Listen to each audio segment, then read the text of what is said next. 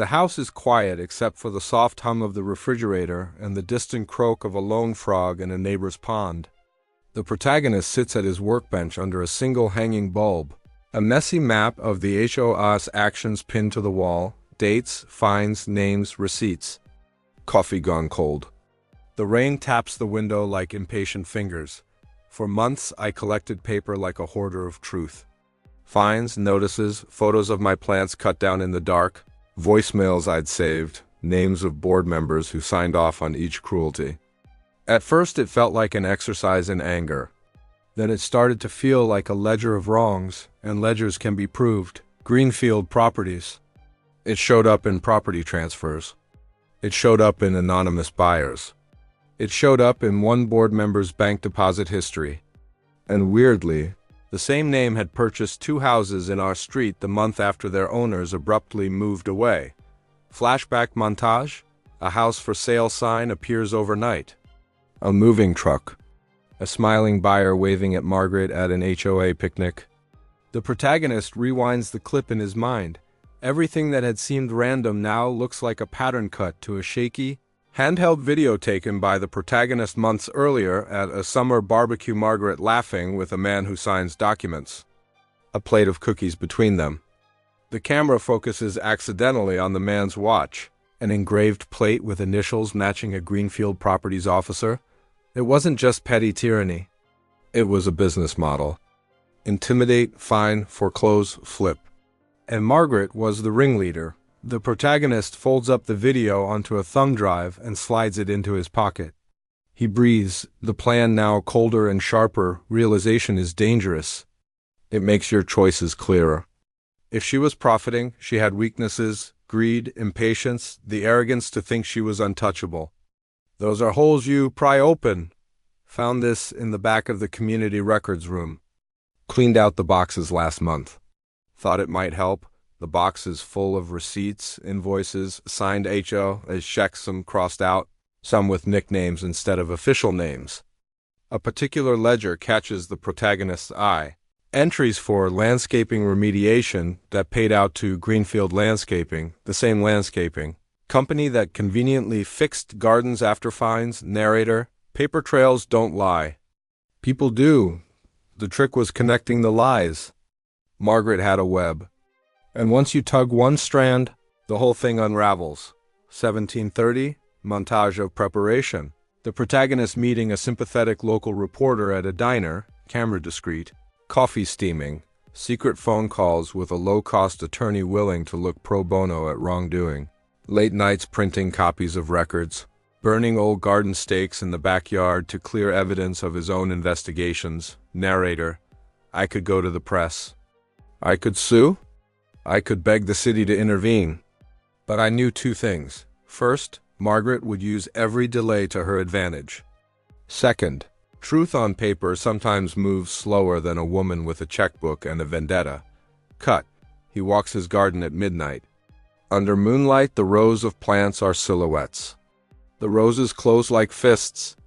He kneels, touches the earth. Protagonist, quietly to his plants. You've bled for me. Now you bleed for them. 1810. The plan crystallizes. He will give Margaret the thing she craves, most evidence of wrongdoing, but on his terms. He will bait her into committing overt, traceable crimes. He will make her confess, or at least make her appear to be the criminal she already was. But he must do it without breaking the law himself. Narrator: that night I stopped being reactive. I became an architect. I would build a scenario so tempting for Margaret's pride and greed that she'd walk into it unguarded. Cut.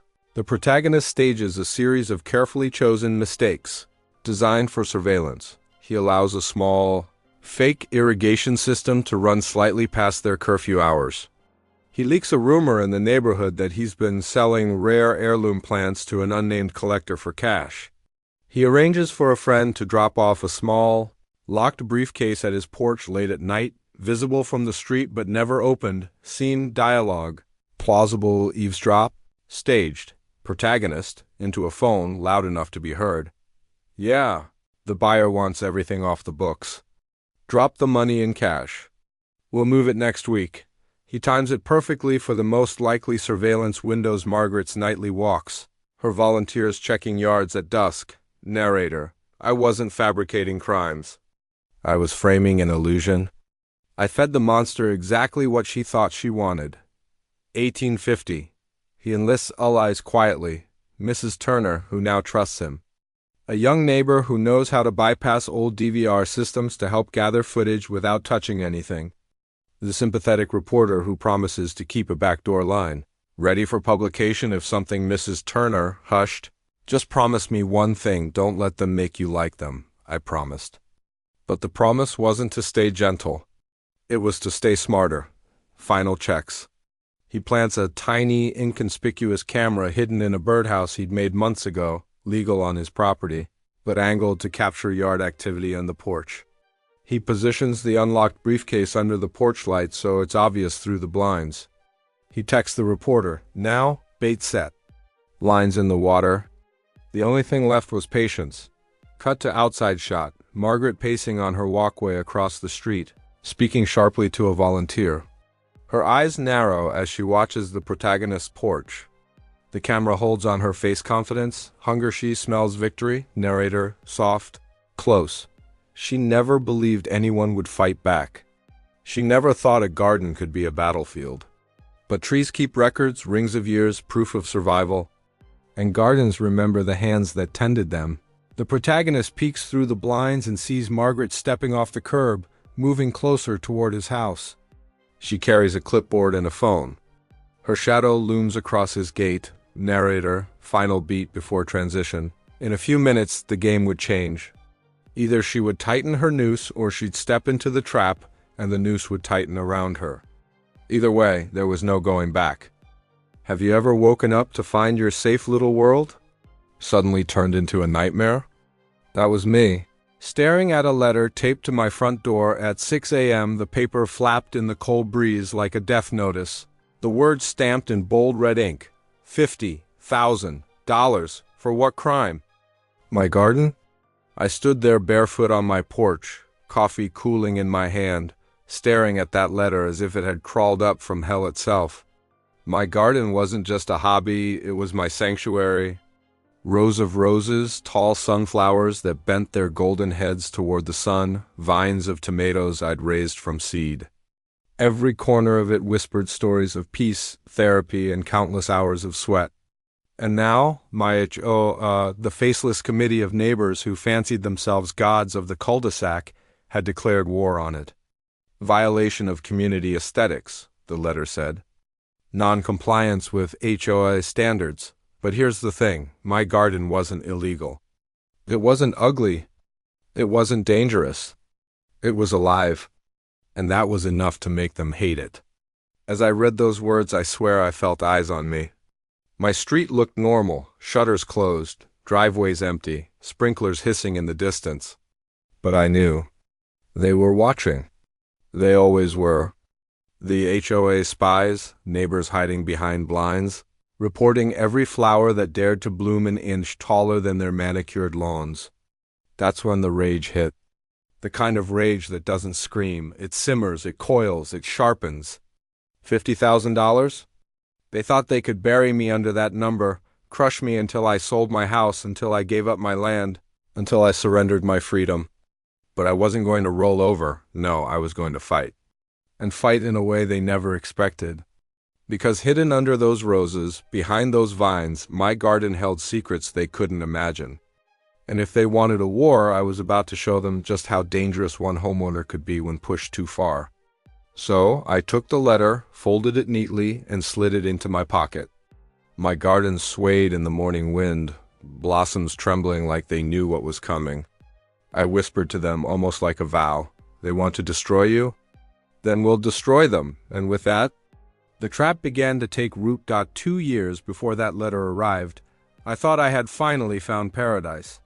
The neighborhood was advertised as quiet, family-friendly, and community-oriented. Streets lined with maple trees, white picket fences, and cul-de-sacs where kids rode their bikes in circles. The kind of place you see in glossy real estate brochures, a promise of safety, belonging, and peace. And for me, the garden was part of that dream. My mother had been a gardener, and I grew up learning the language of soil. To plant a seed and watch it rise was more than just a hobby, it was healing. When I bought the house, the backyard was nothing but patchy grass and weeds. Within a year, I turned it into a sanctuary, winding stone paths, flower beds bursting with color, and raised boxes full of vegetables. Neighbors used to smile when I offered them fresh cucumbers or tomatoes from my harvest. At least, most of them did. The first time I met Margaret, the president, I noticed two things: her perfectly polished smile and the way her eyes scanned me like I was a problem waiting to happen. She was the kind of woman who wore pearls to a 9 a.m. HOA meeting and acted like she owned the entire block. "Lovely little project you've got going on," she said, standing at the edge of my yard one morning. Her voice was sweet, but her gaze lingered too long on the rows of sunflowers that towered higher than her fence. "Of course, we do have standards in this neighborhood. Uniformity, cleanliness, you understand?" At first, I laughed it off. Standards? I wasn't building a junkyard, I was building beauty. But the first notice arrived only a month later. "Your rosebush exceed acceptable height by community guidelines. Please trim within 10 days, I complied, thinking it was just a formality. Then came another. "Unapproved garden structures detected. Remove trellises immediately." Then another. "Your plant arrangements are disruptive to community harmony." That last one made me stop. Disruptive? Flowers? It didn't take long before whispers reached me. At HOA meetings, I'd hear laughter cut short when I walked in. Neighbors glanced at me sideways, some apologetic, others smug. Margaret's smile never faded, but her words cut sharper each time. Some people don't understand that order matters more than individuality. Still, I held on. My garden was legal. I checked city codes, I measured setbacks, I documented every change. But Margaret didn't want compliance. She wanted control. The breaking point came one morning when I stepped outside and found my tomato vines slashed clean through. Stems broken like someone had taken scissors to them in the night. The sight stopped my breath. Those plants weren't just crops, they were weeks of labor, growth, patience. And taped to my fence post? A sticky note with 2 words scrawled in neat handwriting. "Cut back." I knew then this wasn't about aesthetics, or rules, or order. This was about power. Margaret had decided my garden was an act of rebellion against her perfect little kingdom. And she wasn't going to stop until she buried me under fines, notices, and humiliation. But what she didn't know was that by targeting my garden, she hadn't destroyed me. She had awakened something in me. Because this wasn't just dirt and flowers anymore. This was war. The first $500 fine came in a plain white envelope, slipped under my door like a dagger in the night. Unauthorized garden expansion. Immediate payment required. I remember standing there, the paper trembling in my hands. $500? For planting marigolds along my walkway? I laughed at first, a bitter, disbelieving sound, but when I tried to call the AO office, Margaret herself answered. "Oh, it's all very simple," she said, her tone dripping with smug satisfaction. "You've violated Section 8, subsection 12. Your plantings exceed the board's approved guidelines. Pay the fine or further action will be taken." "Further action?" I asked, my voice tightening. "Well," she paused, letting the silence stretch, "if someone can't respect community standards, maybe they don't belong in the community at all." Click. That was the moment. I realized this wasn't about a garden anymore. Margaret wanted me gone. The fines started piling up like falling dominoes. $750 for improper soil edging, $1,200 for unauthorized water features.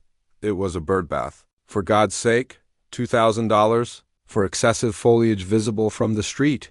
Each notice was more absurd than the last. By the 3rd month, the total reached $12,000. I tried everything. I called City Hall. They told me the HOA was private, out of their jurisdiction. I hired an attorney. He shook his head after one look at the bylaws. "They've written it airtight.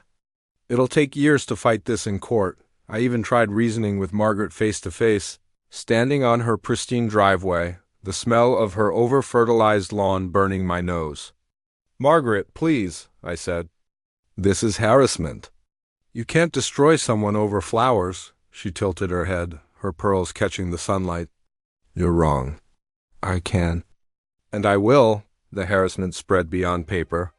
I woke one morning to find my mail scattered across the street, every envelope ripped open. Another night, my garden hose had been slashed clean through. When I replaced it, the new one vanished within days. Then came the spray paint. 3 words, scrawled across my white picket fence in red letters. "We own you." I called the police. They shrugged. "Could be kids." "No proof it's the HOA. Proof." That was the word Margaret thrived on. She hid behind rules, behind bylaws, behind technicalities. Every time I raised my voice, she smiled wider, like she was feeding off my frustration. And the neighbors? They stopped talking to me. Some were scared of crossing Margaret. Others whispered that maybe I was breaking the rules. That's how power works. It twists perception until even the innocent look guilty. But the worst was still to come. 6 months in, the fines had climbed to $50,000. $50,000. The letter was thicker than usual, stapled with official-looking seals. My stomach dropped as I read. "Failure to comply will result in foreclosure proceedings against your property. The HOA reserves the right to seize your home." They weren't just threatening anymore. They were going to take my house. I sat at my kitchen table that night, staring at the stack of papers. My garden lights glowed faintly outside, casting shadows on the walls. That little sanctuary, the vines, the blooms, the life I had built was going to be ripped from me because one woman wanted control. It was then that I remembered something my mother used to say while planting seeds. Every living thing has a defense. Roses have thorns. Trees have bark. Even the smallest plant learns to fight back. Maybe it was time I stopped playing by Margaret's rules. The next day I attended the HOA meeting. The board sat in their usual semicircle, papers stacked neatly, pens lined like weapons. Margaret presided at the center, her smile tight, her pearl necklace gleaming under the fluorescent lights. "Mr. Williams," she announced when my name appeared on the docket, "your outstanding balance now exceeds $50,000.